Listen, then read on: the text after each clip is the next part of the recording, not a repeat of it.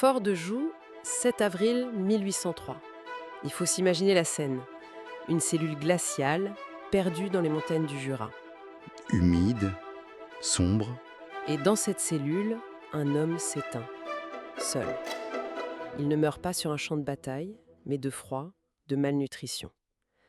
À des milliers de kilomètres du soleil des Caraïbes. Cet homme, c'est Toussaint Louverture. Le chef de la seule révolte d'esclaves réussie de l'histoire, oui. Capturé par la ruse, sur ordre de Napoléon. Et c'est là-dessus que tout repose. Le héros qui meurt en prisonnier, pas en héros. Alors la question qu'on se pose aujourd'hui est vertigineuse. Et si? Et si cet homme n'était pas tombé dans ce piège? Que serait-il arrivé si cette cellule était restée vide? C'est ça. C'est tout le sujet. On va explorer une thèse assez audacieuse. La survie de l'ouverture aurait pu transformer Haïti en un protectorat autonome, prospère. Loin de l'image d'une nation isolée, écrasée par les dettes. Un État qui aurait pu devenir un modèle et peut-être même, qui sait, accélérer la fin de l'esclavage dans toutes les Amériques. Alors pour ça, on va procéder en 3 temps. D'abord, on va planter le décor. Le contexte historique, qui était explosif. Et on identifiera le moment précis où tout a basculé. Ensuite, on plongera dans notre scénario alternatif. Comment un autre Haïti aurait pu naître au XIXe siècle? Et enfin, on essaiera de voir les ondes de choc de cette histoire sur le monde jusqu'au XXe siècle. Parfait. Commençons par le début. Saint-Domingue, fin du XVIIIe siècle. On l'appelait la perle des Antilles. C'est une jolie expression, mais concrètement, ça veut dire quoi? Ça veut dire que c'était, et de loin, la colonie la plus riche du monde. Elle produisait à elle seule presque la moitié du sucre et du café consommés en Europe. C'était ahurissant, Mais cette richesse reposait sur un système d'une violence inouï. Les chiffres sont fous. On parle de près de 500 000 esclaves, 500 000. pour à peine 30 000 colons blancs. C'était une véritable poudrière. Les historiens parlent de pyramide des haines. L'expression est forte. Comment ça s'organisait cette pyramide? Imaginez des couches qui se détestent. Tout en haut, les grands blancs, les planteurs, ils méprisent tout le monde. Juste en dessous, les petits blancs, artisans, commerçants, pauvres, racistes et jaloux des grands blancs. D'accord. En dessous, une classe fascinante, les gens de couleur libre. Des affranchis, souvent métis, parfois même propriétaires d'esclaves. Mais ils subissaient des lois ségrégationnistes terribles. Et tout en bas, La masse immense des esclaves, qui soutient tout l'édifice. Chaque groupe a une raison de haïr tous les autres. et dans cette marmite qui bout, arrive le coup de tonnerre de 1789, la Révolution française. Le détonateur, exactement. La déclaration des droits de l'homme et du citoyen. Et j'imagine que chaque groupe l'interprète un peu à sa façon. Ah complètement. Les grands blancs y voient un moyen d'avoir plus d'autonomie, les petits blancs l'égalité, mais juste entre blancs. Les gens de couleur libre réclament l'égalité totale. Mais personne ne pense aux esclaves. Au début, non. Personne n'imagine que liberté et égalité pourraient les concerner. L'étincelle, la vraie, c'est la cérémonie vaudou du Bois Caïman en août 1791. C'est le début de l'insurrection générale. Et c'est là qu'émerge la figure de Toussaint Louverture. Il y a beaucoup de mythes sur lui, non? On l'imagine comme un esclave qui brise ses chaînes et mène la révolte. C'est plus complexe. Et c'est là qu'est tout son génie. Historiquement, quand la révolte éclate, Louverture n'est plus esclave depuis longtemps. Ah oui, Il a été affranchi en 1776, il est un petit propriétaire terrien, il a même eu quelques esclaves. Il a presque 50 ans, c'est pas un jeune exalté, c'est un homme mûr, un stratège. et c'est cette maturité qui fait toute la différence. Absolument. Il joue avec les grandes puissances. Au début, il se bat pour les Espagnols contre la France, qui est encore esclavagiste. Donc ce n'est pas un ralliement idéologique à la Révolution, c'est purement pragmatique. C'est exactement ça. Son but, c'est la liberté des Noirs.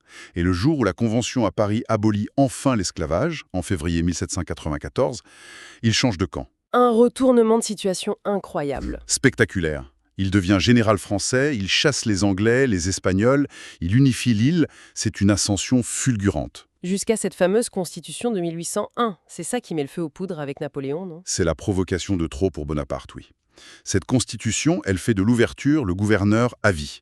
Il peut nommer son successeur. En théorie, l'île reste française, mais dans les faits... C'est une déclaration d'indépendance qui ne dit pas son nom. Voilà. Pour Napoléon qui veut rétablir l'esclavage et financer son empire, c'est intolérable. Il envoie donc une armada, 25 000 soldats d'élite, commandés par son beau-frère, le général Leclerc. Et cette armée, une des meilleures du monde, s'enlise complètement. Qu'est-ce qui se passe, Ney? La guérilla lonnée par les généraux d'où l'ouverture est redoutable, mais le pire ennemi, c'est la fièvre jaune. Elle décime les troupes européennes. Plus que les combats. Beaucoup plus. Leclerc comprend qu'il ne peut pas gagner militairement. Il ne lui reste qu'une seule carte, la ruse. Et sa cible, c'est l'ouverture. On arrive donc à notre point de bifurcation, le 7 juin 1802. Oui, l'ouverture s'est retirée sur ses terres. Le général français, Brunet, l'invite à une entrevue en apparence amicale.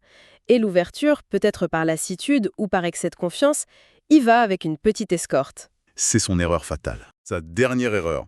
Il est arrêté, déporté en France. C'est là que l'histoire, notre histoire, s'arrête.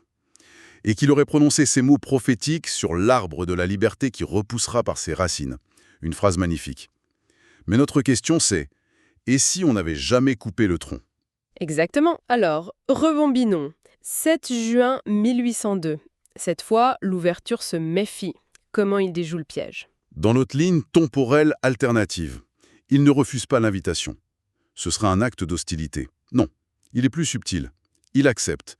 Mais il se présente avec plusieurs centaines de soldats de sa garde personnelle. Ah, d'accord. Des soldats d'élite qui lui sont fanatiquement dévoués. L'arrestation devient impossible sans un massacre. Le piège est révélé au grand jour. Leclerc est humilié. Et l'effet sur les autres généraux comme Dessalines ou Christophe? C'est sismique. La nouvelle de la trahison se répand. Pour eux, c'est la preuve. Les Français sont là pour rétablir l'esclavage. Les ralliements à l'ouverture sont immédiats, massifs. L'armée est à nouveau unifiée. Pour Leclerc, c'est fini. Et Napoléon? À Paris. Il s'acharne. Napoléon est un pragmatique. Il voit que l'expédition est un gouffre. La guerre reprend en Europe.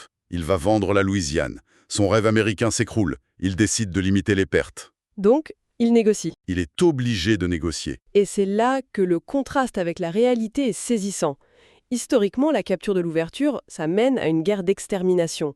L'indépendance de 1804 est proclamée dans le sang, ce qui isole Haïti pour des décennies. Dans notre scénario, en revanche, la victoire est diplomatique.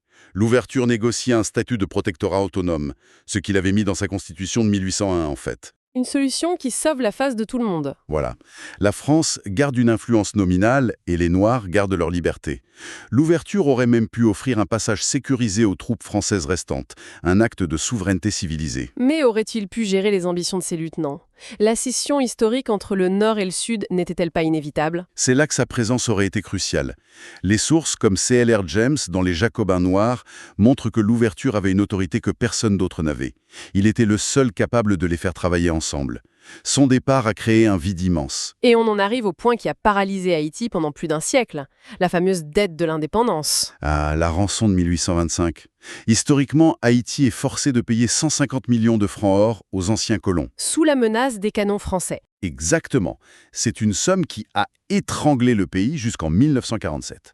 Et dans notre scénario? Elle n'existe tout simplement pas.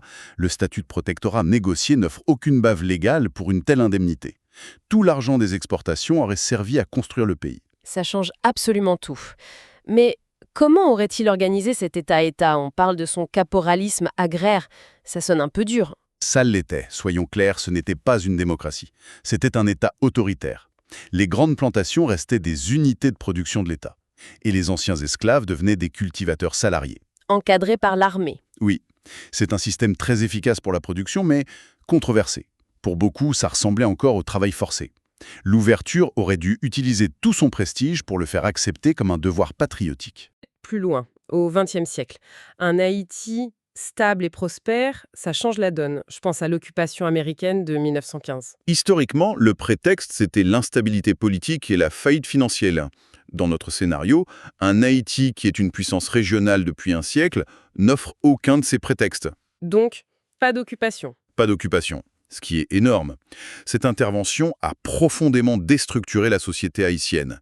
Sans elle, on peut imaginer un développement politique et économique beaucoup plus organique, plus sain. Et sur la scène mondiale, pendant les 2 guerres mondiales. Un Haïti robuste aurait été un partenaire stratégique majeur pour les Alliés. Fournisseur de denrées, base navale, cette contribution lui aurait valu une voix respectée aux Nations Unies en 1945. On peut imaginer des diplomates haïtiens, forts d'un siècle et demi de succès, défendant la décolonisation. Avec une crédibilité que personne n'aurait pu contester. C'est l'impact politique. Mais l'impact symbolique, me semble encore plus fou. C'est peut-être là que c'est le plus fascinant. Haïti ne serait plus un synonyme de chaos et de pauvreté, mais la preuve vivante du succès de la gouvernance noire, le phare des Caraïbes. Une source d'inspiration pour tous les mouvements de libération. Prenez Simon Bolivar. Historiquement, il reçoit une petite aide d'Haïti. Dans notre scénario, il aurait reçu un soutien massif. Armes, argent. Avec une condition. L'abolition immédiate de l'esclavage partout où il irait. Ça aurait pu changer la face de l'Amérique du Sud. Et sur le plan culturel, Port-au-Prince serait devenue une capitale intellectuelle et artistique du monde noir, une sorte de Mecque.